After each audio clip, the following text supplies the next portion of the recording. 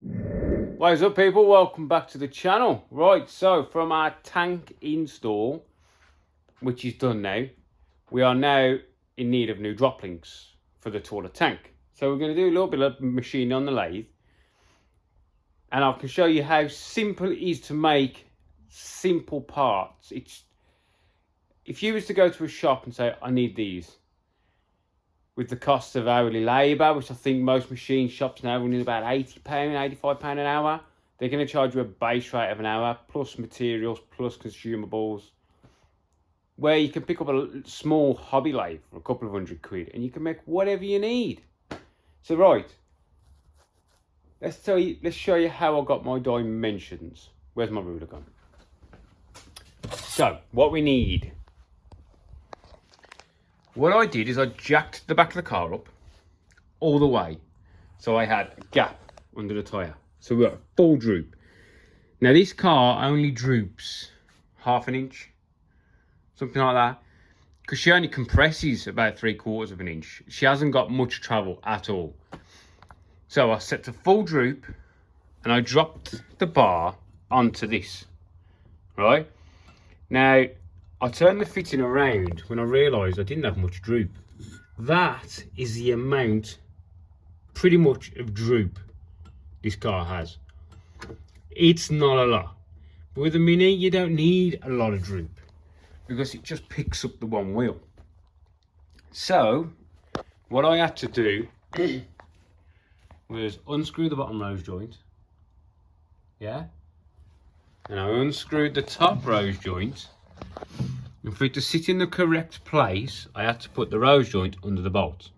Yeah? Then I've put another rose joint next to it, left hand, because we're doing left and right.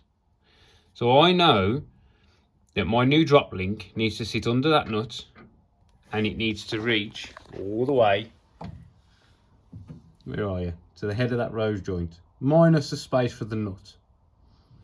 Right? So that is how long my rose joint needs to be. From there, not rose joint, drop link, from there all the way down. And a little bit, because I am going to increase that gap. Because if I ever lower the car back to what it was, because at the minute I'm running it a little bit higher because of the wet tyres.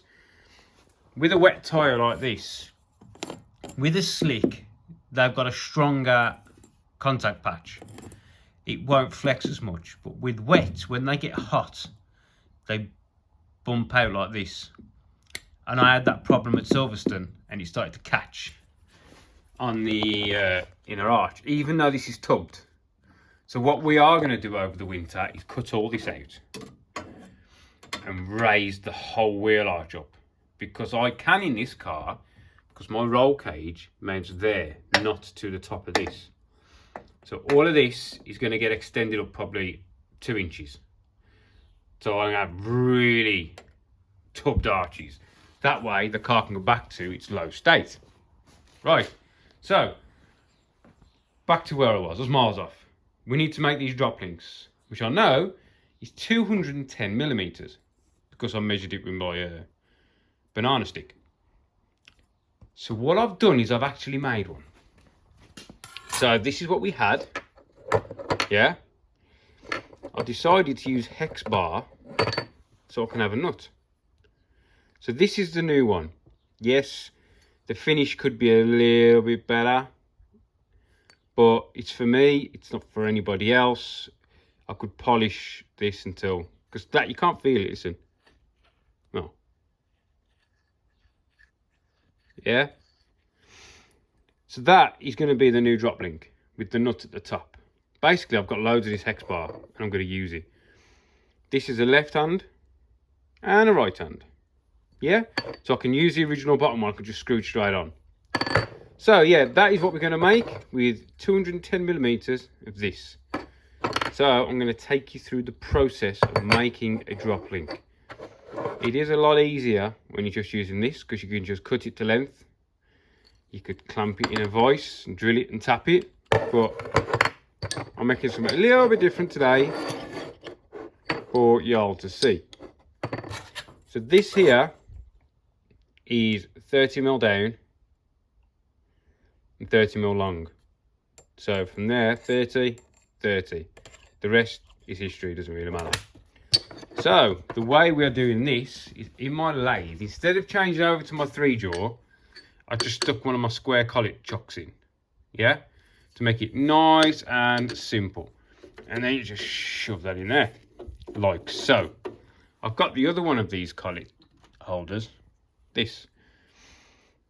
These, you use them a lot more for your milling machines, right? Because if I put that in, and I've got round stock, I can put a mill cutter here, say this one, and go zut, turn, zut, turn, oh, bugger, without doing that. And I can put flats, you know what I mean, 180 degrees out, or I can put 3 on, whatever.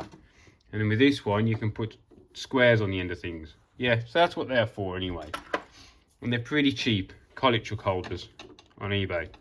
And then you just get a set of the collets. Right, anyway, we're going to get a little bit off track, aren't we? Where's my ruler gone now? Jesus. Right, so what we're going to do first is we need to square this up, because it's a bit of a rough cut. So we're just going to push it into the collet chuck. And we know we're going to need 30mm to stick it out, aren't we? So where are we? So we need 30mm to stick it out. So that'll be fine there. So we just lock that off there. The good thing about these is they centralise everything you're putting in. So we're going to face this first. So we're going to face it, mark our 30mm, turn this back, centre punt it, drill it, tap it. That'll be this end complete then. Okay?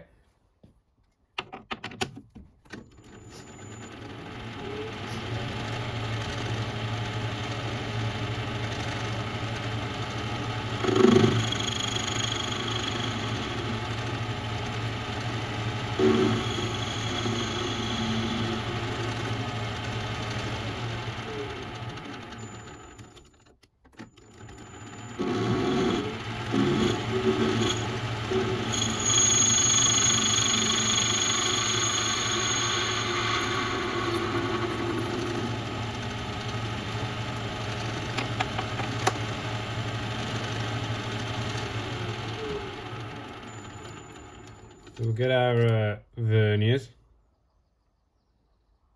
We'll set to 30mm-ish. Yeah, it's not going to be. This is just for my car, so it's not 100%. And then we're going to mark on the flats. You can get your normal aluminium supplier for hex bar like this. It's cheap as chips. Right, now I'm going to turn that down to there. So what I'm going to do, I already know, but I'm going to show you. If you bring your tool in, so it's on one of the flats. So I'm on the side here. So you'll bring it in and just touch. Yeah, and you'll see a little mark appearing. And then look on your gauge. If you set that to 0, you know you're going to go in far enough. You'll be able to hear by the sound anyway, but if you want to 0 your cross slide on one of the flats that's closest to your tool, you know then you've actually gone past all the hex. Yeah? And bring it out. So you don't want to take it all off at once.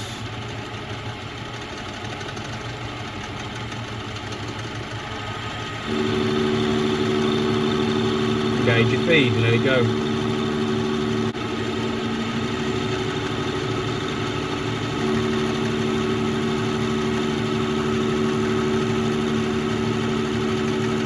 Stop on our line.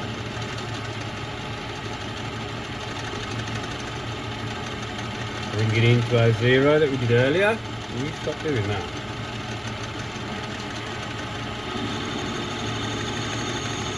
We're still breaking chips. I know I'm not quite in far enough, but I don't want to go in all the way yet. So I'm going to change tools. And I'll tell you why. This tool, normal square, normally it's square, we're going that way, square, we're going that way. But I don't want to put a hard edge on the edge of there. So what I'll do is I'll replace it with this one. Yeah? So it will leave a nice taper. It's like a 45-degree taper on that edge there. And I'm going to take the last pass. See how we're just missing there? Don't know if you'll see very well. There, look, see? We are just missing. So I'm going to take the last pass with this tool. So bring it down to the bit there we missed. Take it in. And we're there.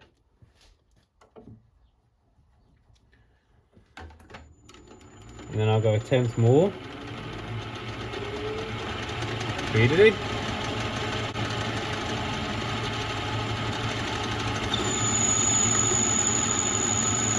Now that's consistent. See? One long chip. You normally get that with aluminium.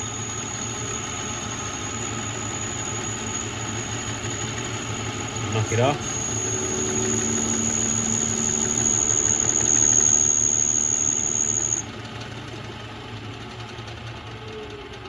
So now we've got a nice beveled edge. See how it's beveled edge? Much nicer, isn't it? Then I'm going to use the same tool to put a little chamfer on there.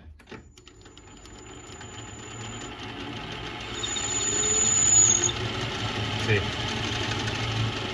If anyone else watches my stuff, there's a couple of channels I watch. I watch Cutting Edge Engineering in Australia, and there's another one. It's Inheritance Machining.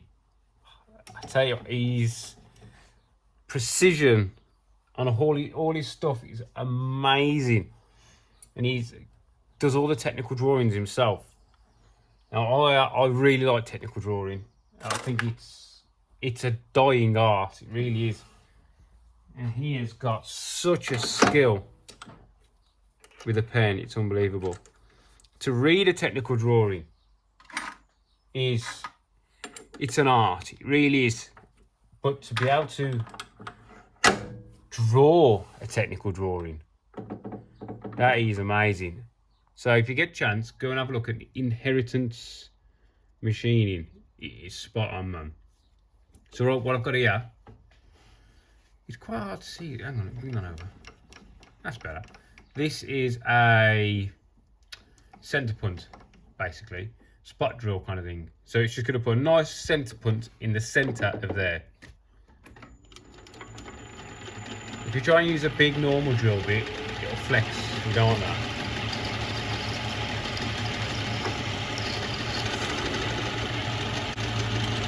I'm going in with a 6mm, and then I'll remount with a 6.5.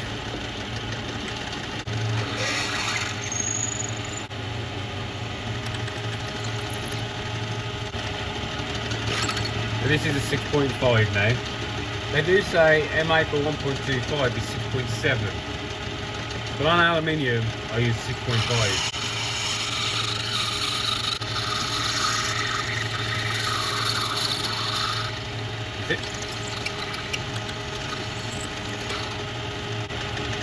Then the countersink. Countersink's going to help your tap go in. Now, I'm putting my left hand thread. Left hand thread. Left hand tap. In my chuck.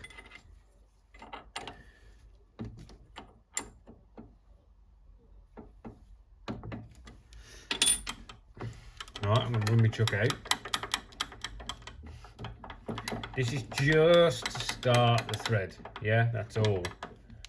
So we're nice and square. Then I flick my machine into manual.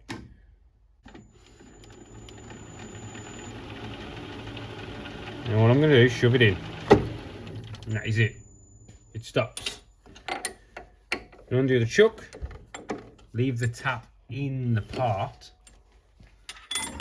take the part out in the collet holder. Then over to the bench. Another good thing with these collet holders, you can just move them around from one machine to another without taking the part out and disturbing it. Now we're going to tap it out.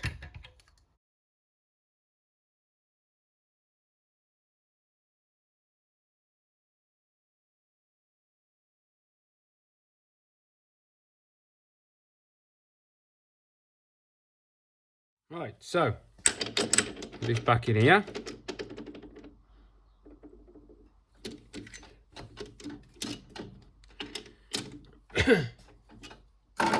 So we've got our one end done. Yeah? So we turned it, spotted it, drilled it, tapped it, left hand thread. Now we need to get our vernier again. So we've got our 30mm. We now want to double it. So we'll get our vernier up to 60mm. It's close enough. And then we're going to remark it again. Yeah?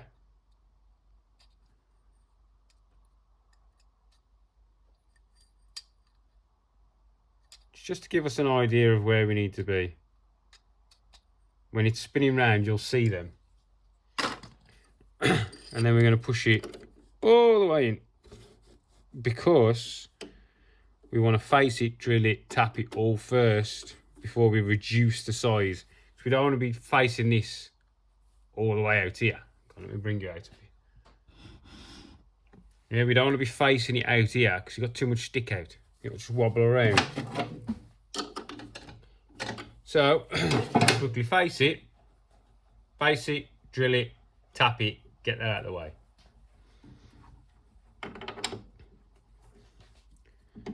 Which is basically just what you've just seen, but we use the right hand thread tapper, but right hand tap, not left hand tap.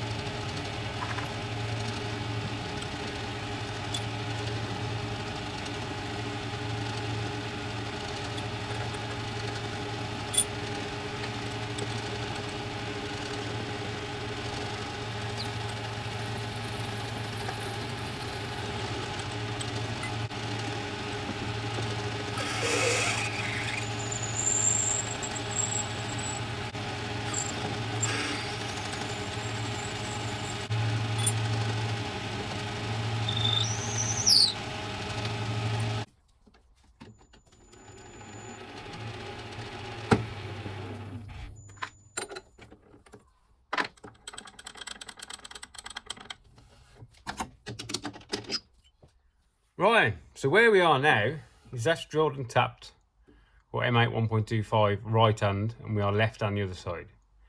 So now we need to do our bit of turning. So I've took my chuck out of here, which is this. Get that out. I'm putting in a live centre. Now this is a live centre. This runs on a bearing, so it spins. You've got a normal one which doesn't. On a live centre, it spins on a bearing. This is a slightly wrong one for this machine, so I have to run an adapter to up the Morse taper. But we're going to use a live centre, because we're going to have this spinning. So we'll put it in our tailstock. So we are in. And we'll pull it out of the way. We're going to open our collet chuck. And now we need to find our mark. Remember our mark for our 60mm? So I'm going to push it in. Give us 10 mils or so. Leave space for the tool when we come to put the 45-degree tool in. We're going to nip that. And then we're going to put this in the end of it. Yeah? like that, and apply a little bit of tail force. Just put a little bit of pressure on this and tighten it up. Yeah, and then check you've still got your pressure. So now that is sort of, it's not under load, but it's compressed a little bit, and that spins. Yeah. Bring our tailstock back, put our cutting tool, not tailstock, carriage back, put our tool in. So when you're turning, all lathes like this is a hobby lathe, or the smaller ones, come with a set of gears which go in the end of your lathe. Let me show you. Right then, so in the end of my machine, we've got gears. See these gears here? These are what control your carriage speed, right? These are a couple of gears that I use all the time. That's the oil I use on them, just to give them a bit of lubrication. This machine has got a slightly different setup. Normally it's got an idler here, and it runs 2 belts, but because I'm running a speed controller, it doesn't, that's a bit better look, it's zoom out. It doesn't use it anymore, it's just a single belt. So these are your gears that move your carriage. And on most lathes you've got a chart. Now this chart gives you what gears or cogs have to go in which positions to create which TPIs. And then you've got 2 speeds, which is this, right? That lever there has got a right or a left position, which is slow speed, fast speed. So you've got either, you can put, say, 24 TPIs, 38 UNF. Or the same gear set will do 12 TPI if you speed the carriage up. So these are your gears and these are your TPIs. I normally always use 24 TPI, or what's the other one I use? I think it's 24 and 28, something like that. I don't use many. So with this set of gears, these gears, there's 4 gears, cogs even. So you've got 4 cogs. Each cog is numbered. The cog number is the amount of teeth. So let's say this one here, I don't know if you'll see, it's 50. 50 is in the A position, and then it tells you here, A gear goes there, which is the top one. Right, that one always stays the same. So that there is the A position, and it gives you the offset, because they're double stacked. Like that, see? But it's actually looking that way, but I can't get in. So A is this. So yeah, it's a bit awkward, but you can get the gist of it. Yeah, but this set of gears here, same cogs, but in this position is your turning. So this is your turning speed, right? So this set of gears you put in is for turning only, and the rest is for cutting threads. So yeah, that is what these gears are.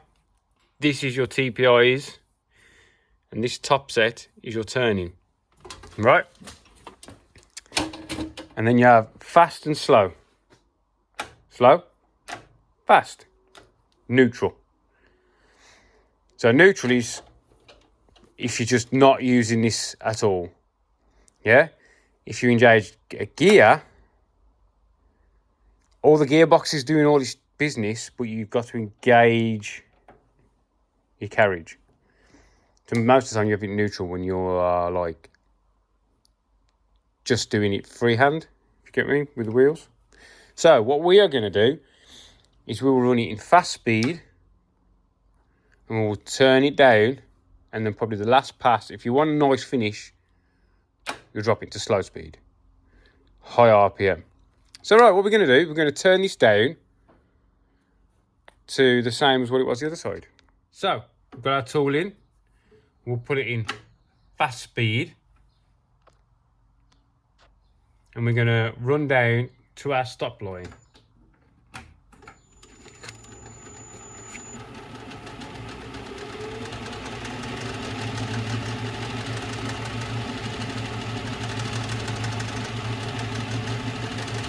not forgetting we've already got our 0 set on here, haven't we, from the other end.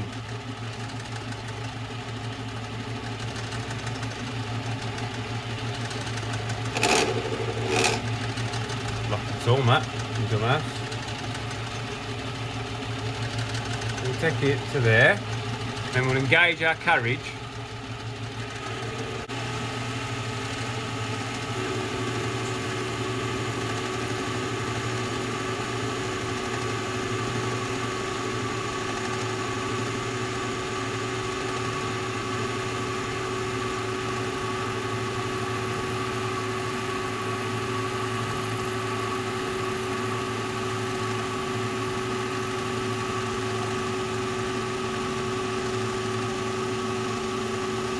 So when we get close to the end, put your hand on to stop your carriage moving basically, disengage it.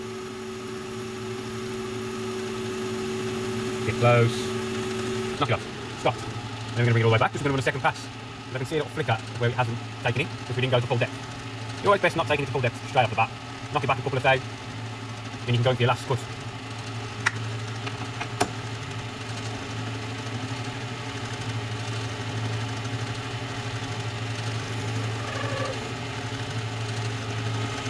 Very good. Nice consistent chip.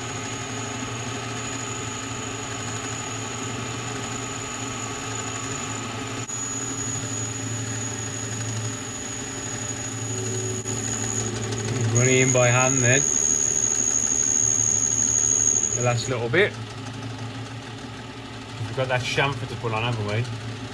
I'll run this back down, chamfer on this end.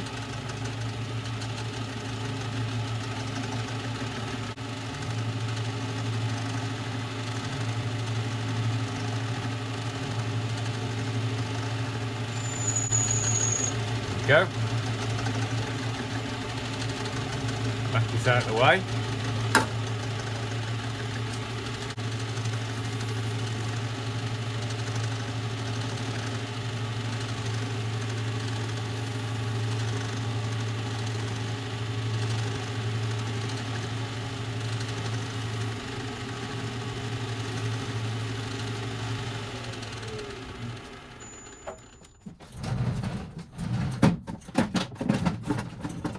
So, that's that one.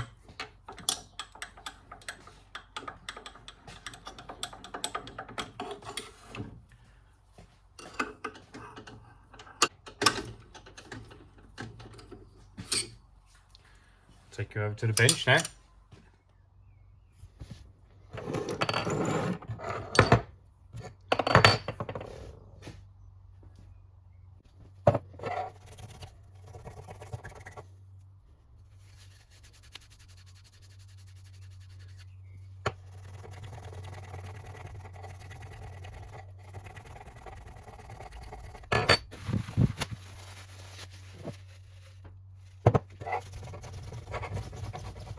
This is just Brasso, this is. It works really well on aluminium, and it gives it like a bit of a barrier kind of thing against corrosion. Otherwise your aluminium stuff goes white really quick.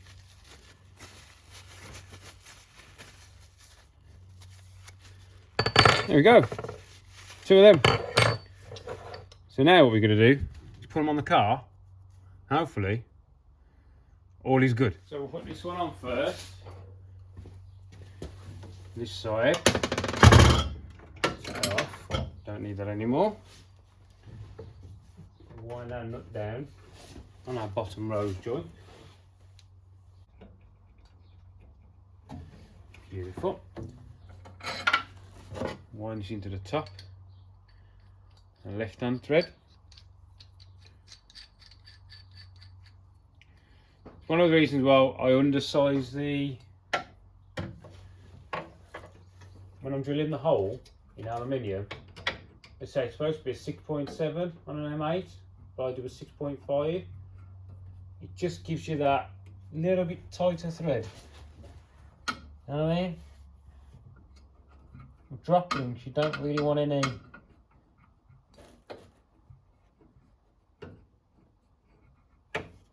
what's the name? Slop. Okay.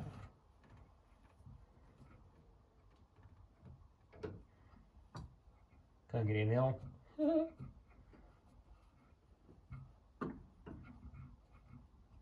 There we go, let's go.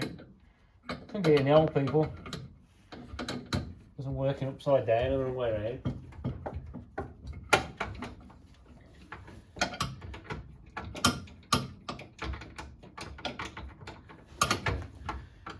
Get out of the way. Screw it all the way down now. Nice tight thread, see? That's what we want.